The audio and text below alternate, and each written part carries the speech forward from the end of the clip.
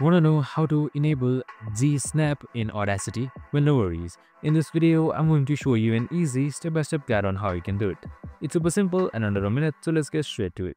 Now, first things first, you need to know that GSnap is a simple plugin that should be sometimes pre-installed in the Audacity application once you've installed it.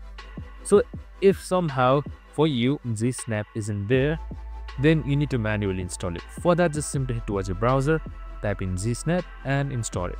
We have also created a video on how to do it, so make sure to watch it.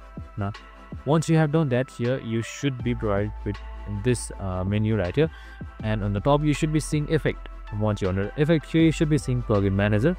Just simply select it, and now search up for GSnap, or you can just simply scroll down until you see it.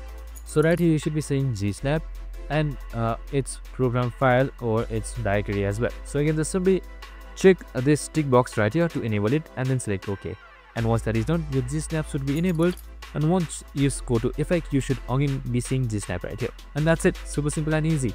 I hope this video helped. If it did, make sure to like, subscribe and tune in with us for more of these videos. See you in the next one.